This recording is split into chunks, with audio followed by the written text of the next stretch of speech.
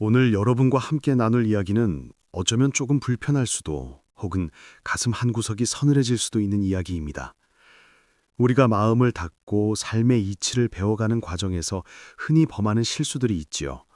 어떤 음식을 먹으면 안 된다거나 어떤 옷차림을 해야 한다거나 하는 눈에 보이는 금기들은 사실 지키기가 쉽습니다. 하지만 9번을 잘 쌓아 올리다가도 단 한 번의 실수로 그 모든 공든탑을 와르르 무너뜨리는 함정은 우리가 전혀 예상치 못한 곳, 아주 선하고 아름다워 보이는 곳에 숨어 있습니다. 그건 바로 남에게 좋은 말씀을 전하는 일, 내가 깨달은 삶의 이치를 타인에게 가르치려 드는 일입니다. 아니, 좋은 것을 나누는 게 왜 나쁜 일인가요? 라고 반문하실 수 있습니다. 맞습니다. 겉으로 보면 그것만큼 덕을 쌓는 일도 없어 보이지요. 하지만 이 일에는 무서운 비밀이 하나 숨어져 있습니다.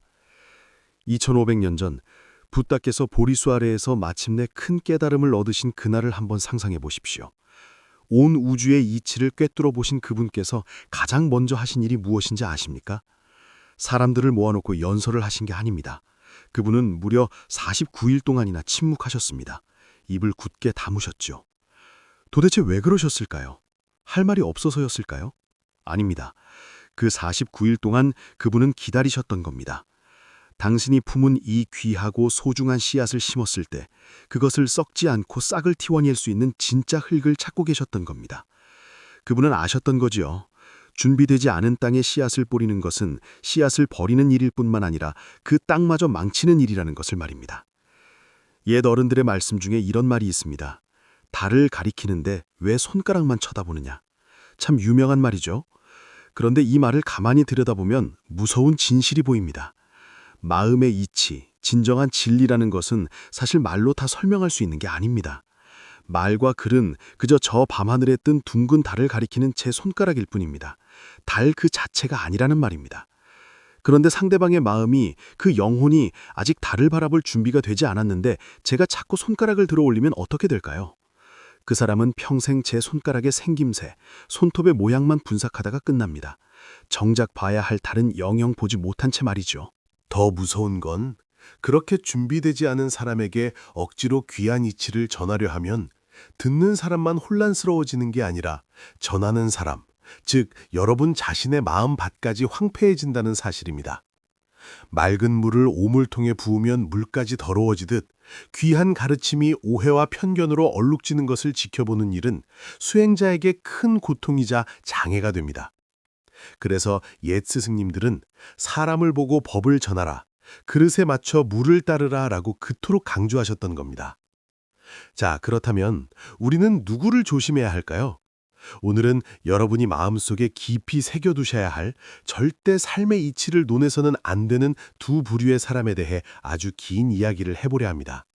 이 이야기를 듣다 보면 어쩌면 여러분의 머릿속에 누군가의 얼굴이 떠오를 수도 있습니다. 아니면 부끄럽게도 거울 속에 비친 내 자신의 모습을 발견하게 될지도 모릅니다. 본격적인 이야기를 시작하기 전에 우리 잠시 마음을 정돈해 볼까요? 지금 이 영상을 보고 계신 여러분, 잠시 눈을 감으셔도 좋고 화면 너머 어딘가를 멍하니 바라보셔도 좋습니다. 그리고 마음속으로 혹은 댓글창에 나 자신과 내가 사랑하는 사람들을 위해 축복의 말 한마디를 남겨보세요. 내 안의 지혜가 밝게 빛나기를, 내가 겪는 모든 아픔이 걸음이 되어 꽃을 피우기를 하고 말이죠. 누군가를 가르치려는 마음이 아니라 누군가를 축복하려는 그 따뜻한 마음, 그 마음이 준비되었을 때 비로소 오늘 이야기가 여러분의 가슴에 닿을 것입니다. 첫 번째로 우리가 경계해야 할 사람, 절대 섣불리 깊은 이야기를 꺼내서는 안 되는 사람은 바로 이미 잔이 꽉 찬 사람, 즉 오만한 사람입니다. 이와 관련하여 아주 오래전 조선시대로 거슬러 올라가는 이야기가 하나 있습니다. 지리산 자락 사람들의 발길이 거의 닿지 않는 깊은 골짜기에 아주 낡고 작은 암자가 하나 있었습니다. 그곳에는 평생 산 밖으로 나오지 않고 오직 수행만 하신 노스님이 한 분 계셨지요. 세간에는 그분이 살아있는 부처님이다, 도를 통달했다 하는 소문이 무성했지만 정작 스님은 그런 소문에는 귀도 기울이지 않으셨습니다. 그저 매일 아침 낡은 빗자루로 마당을 쓸고 텃밭을 가꾸고 해가 지면 묵묵히 참선해 드실 뿐이었지요. 어느 해 늦가을이었습니다. 산 전체가 붉은 단풍으로 타오르다가 이제 막 낙엽이 되어 우수수 떨어지던 쓸쓸한 계절이었죠. 한양에서 이름께나 날린다는 젊은 선비 한 명이 이 깊은 산골까지 찾아왔습니다. 30 초반쯤 되었을까요? 입고 있는 비단 옷이며 뒤따르는 하인들의 행색만 보아도 대단한 명문가 자제임을 알 수 있었습니다. 게다가 그가 타고 온 말 등에는 불교 경전과 유교 서적들이 괴짝으로 실려 있었습니다. 이 선비는 아주 똑똑했습니다. 아니, 똑똑한 것을 넘어 천재라고 불렸습니다. 이미 과거 급제는 물론이고 불교의 어려운 경전들도 달달 외우고 해석해서 당대 최고의 학자들과 토론을 벌여도 지지 않을 정도였으니까요. 그런 그가 이 첩첩산중까지 노스님을 찾아온 이유가 무엇일까요? 진리를 배우고 싶어서였을까요? 아닙니다. 그는 확인하고 싶었던 겁니다. 사람들이 살아있는 부처라고 칭송하는 이 노인이 과연 내 질문에 대답이나 제대로 할 수 있는지, 내가 가진 지식보다 더 높은 경지가 있기는 한 건지 시험해보고 싶었던 겁니다. 만약 스님이 대답을 못하면 거봐라, 세상에 별거 없구나 하며 자신의 우월함을 만끽하고 돌아갈 생각이었지요. 선비가 암자에 도착했을 때 스님은 마루에 앉아 조용히 차를 드시고 계셨습니다. 선비는 성큼성큼 다가가 스님 앞에 앉았습니다. 예를 갖추긴 했지만 그 눈빛에는 숨길 수 없는 거만함이 서려 있었습니다. 스님의 행색이 너무나 초라했거든요. 낡아서 기운 승복에 이가 빠진 찻잔, 고승다운 위엄이라고는 찾아볼 수 없는 평범한 촐로의 모습에 선비는 속으로 콧방귀를 뀌었습니다. 선비가 입을 열었습니다. 목소리에는 자신감이 넘쳤습니다. 스님, 제가 경전을 읽다 보니 의문이 생겨 이렇게 멀리까지 왔습니다. 반야심경에 보면 색즉시공, 그러니까 눈에 보이는 모든 것이 본래 비어있다고 하지 않습니까? 그렇다면 그 비어있음을 보고 있는 제 눈과 의식은 비어있는 것입니까? 아니면 차있는 것입니까? 만약 비어있다면 없는 것이 어떻게 봅니까? 만약 차있다면 모든 것이 공하다는 말은 거짓이 아닙니까? 참으로 날카롭고 교묘한 질문이었습니다. 말꼬리를 잡고 늘어지는 논리적인 함정을 파놓은 질문이었지요. 보통 사람 같으면 얼굴이 붉어졌을 겁니다. 하지만 스님은 그저 평온한 표정으로 아무 말씀 없이 찻주전자를 들어 선비의 찻잔에 차를 따르기 시작했습니다. 쪼르륵 맑은 찻물이 찻잔에 떨어지는 소리가 고요한 산사에 울려 퍼졌습니다. 차 향기가 그윽하게 퍼져나갔지요. 그런데 스님은 찻잔이 가득 찼는데도 주전자를 멈추지 않으셨습니다. 찬물은 찰랑찰랑 넘쳐 흘러 찻잔 받침을 적시더니 이내 찻상을 타고 줄줄 흘러나려 선비의 비단 옷자락까지 적시기 시작했습니다. 뜨거운 찬물이 무릎에 닿자 선비는 깜짝 놀라 벌떡 일어나며 소리쳤습니다. 스님, 아니 눈이 어두우십니까? 잔이 이미 가득 찼지 않습니까? 차가 다 넘쳐 흐르는데 왜 계속 따르십니까? 그제야 스님은 천천히 주전자를 내려놓으셨습니다. 그리고 선비의 눈을 똑바로 아주 깊은 눈동자로 바라보시며 말씀하셨습니다. 그렇습니다, 젊은이. 보시다시피 잔이 가득 차 있으면 아무리 귀한 차라도 담을 수가 없는 법입니다. 지금 당신의 머리와 가슴 속은 당신의 생각, 당신의 지식, 당신이 옳다는 고집으로 빈틈없이 꽉 차 있습니다. 내 말이, 내 가르침이 비집고 들어갈 틈이 바늘구멍만큼도 없는데 내가 당신에게 무슨 말을 하겠습니까? 선비는 멍해졌습니다. 얼굴이 불그락푸르락해졌죠. 스님의 말씀은 너무나 정확했습니다. 그는 들으러 온 것이 아니라 떠들러 온 것이었으니까요. 하지만 자존심 센 선비는 쉽게 물러서지 않았습니다. 속으로는 그까짓 비유 하나 가지고 나를 가르치려 들어 하며 반발심이 생겼습니다. 스님은 그런 선비의 마음을 다 읽고 계시다는 듯 빙그레 웃으며 창밖의 연못을 가리키셨습니다. 보시오. 내가 젊었을 때 나도 자네처럼 내 스승님을 찾아가 똑같은 질문을 퍼부은 적이 있었소. 그때 스승님은 대답 대신 나를 쫓아내셨지. 나는 분하고 억울해서 며칠을 굶었소. 그러다 우연히 저 연못을 보게 되었는데 낙엽 하나가 물 위에 떠 있더군요. 바람이 불면 동쪽으로 또 서쪽으로 휩쓸려 다니는데 어느 순간 소용돌이가 치니 그 낙엽이 제자리에서 뱅글뱅글 돌기만 하더이다. 열심히 움직이는 것 같지만 결국은 제자리만 맴돌다 물속으로 가라앉아 버렸어. 스님은 다시 선비를 보며 나직하게 말씀하셨습니다. 지금 자네가 저 낙엽과 같소. 자네는 답을 찾으러 온 게 아니라 자네가 이미 알고 있는 것을 확인받으러 온 것이요. 내가 자네 생각과 같은 말을 하면 이 스님 제법이네 하고 우쭐할 것이고 다른 말을 하면 별거 없네 하고 비웃으며 돌아갈 것 아닌가. 그러니 자네는 천리길을 왔어도 아무것도 얻어가지 못할 것이요. 찻잔을 비우기 전까지는 말이요. 그 순간 선비는 마치 큰 망치로 머리를 얻어맞은 것 같은 충격을 받았습니다. 자신의 똑똑함이 그토록 자랑스러워했던 지식이 사실은 진리를 가로막는 거대한 벽이었다는 것을 깨달은 것입니다. 선비는 그 자리에서 무릎을 꿇고 엎드려 눈물을 흘렸습니다. 스님, 제가 어리석었습니다. 제 잔을 비우는 법을 가르쳐 주십시오. 이 이야기 속 선비처럼 자기 생각으로 꽉 찬 사람에게는 그 어떤 진리도 소음일 뿐입니다. 그들에게 섣불리 조언을 하거나 가르침을 주려 하지 마십시오. 그것은 마치 이미 물이 가득 찬 컵에 물을 더 붓는 것과 같아서 귀한 물만 바닥에 버리는 꼴이 됩니다. 그들이 스스로의 한계를 느끼고 목이 말라 물을 찾을 때까지 기다려주는 것, 그것이 진정한 지혜입니다. 자, 이제 두 번째 부류의 사람에 대해 이야기해 보겠습니다. 오만한 사람은 차라리 낫습니다. 왜냐하면 그들은 적어도 겉과 속이 비슷하거든요. 티가 납니다. 하지만 이 두 번째 사람들은 훨씬 더 위험하고 은밀합니다. 바로 불순한 의도를 가진 사람, 즉 딴 마음을 품고 접근하는 사람입니다. 이번에는 고려시대로 가볼까요? 남쪽 바다가 내려다 보이는 아름다운 절에 봄이 아주 일찍 찾아왔습니다. 매화 향기가 진동하던 어느 날, 한 남자가 절을 찾아왔습니다. 남루한 옷차림에 지친 기색이 역력한 그는 자신을 길 잃은 장사꾼이라고 소개하며 하룻밤만 재워달라고 사정했습니다. 절의 큰 스님은 자비로운 마음으로 그를 받아주었습니다. 그런데 하룻밤만 묵겠다던 이 남자가 다음 날부터 절을 떠나지 않고 일을 돕기 시작했습니다. 새벽같이 일어나 마당을 쓸고 무거운 장작을 패고 공양간에서 밥 짓는 일을 도맡아 했습니다. 스님들을 대하는 태도는 또 어찌나 공손한지 마주칠 때마다 허리를 90도로 굽혀 인사하고 힘든 일은 먼저 나서서 했습니다. 한 달이 지나고 두 달이 지나자 절 안에 모든 사람이 그를 칭찬했습니다. 저렇게 착하고 성실한 사람이 어디 있나?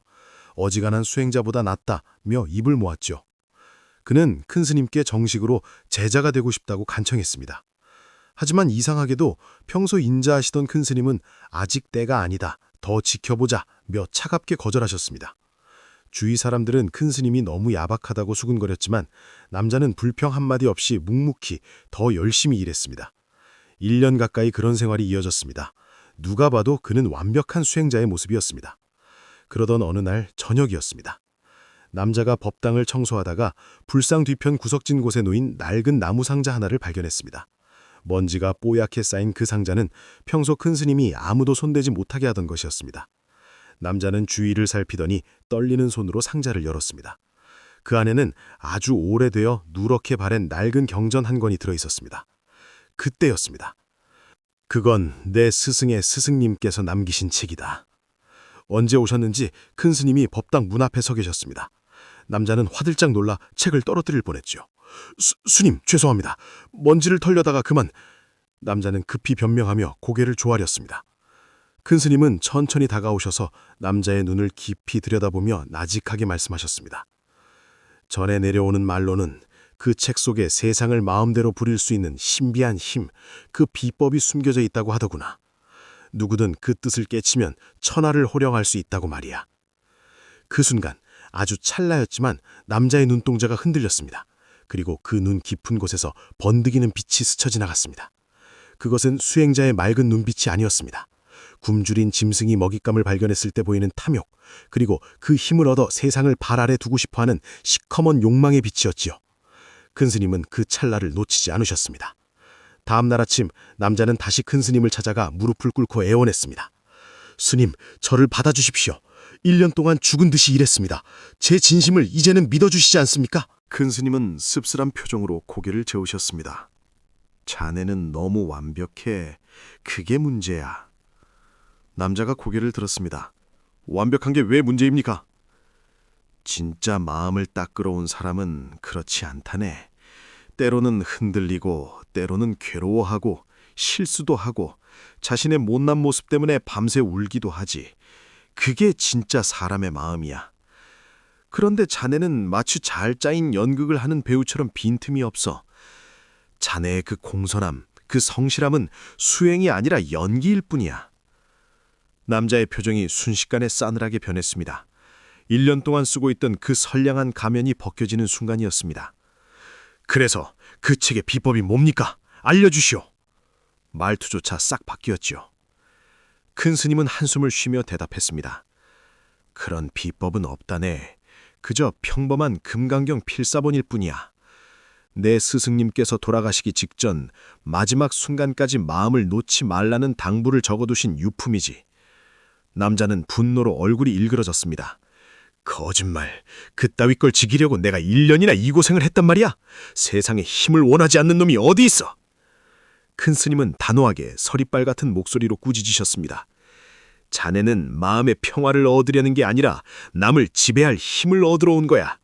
자네 등 뒤에는 원한을 품은 그림자가 가득해. 잘 듣게나. 날카로운 칼은 요리사가 쥐면 사람을 살리는 음식을 만들지만 강도가 쥐면 사람을 해치는 흉기가 되지.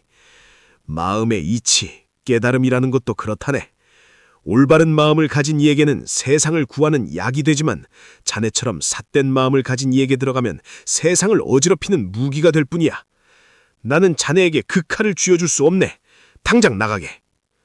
남자는 결국 온갖 욕설을 퍼붓고 저주를 하며 절을 떠났습니다. 나중에 들리는 소문으로는 그가 세상에 나가 권력을 잡기 위해 온갖 수단과 방법을 가리지 않다가 결국 자신이 만든 덫에 걸려 비참하게 생을 마감했다고 합니다. 여러분, 이 이야기에서 무엇을 느끼셨나요? 불순한 의도를 가진 사람, 딴 마음을 품고 접근하는 사람에게 마음의 법을 전하는 것은 도둑에게 금고 열쇠를 쥐어주는 것과 같습니다. 그들은 당신이 전해준 지혜를 자신의 욕심을 채우는 도구로 쓰고 당신의 선의를 자신의 이익을 위한 발판으로 삼을 것입니다. 그렇다면 우리는 이 두 부류의 사람들을 어떻게 대해야 할까요?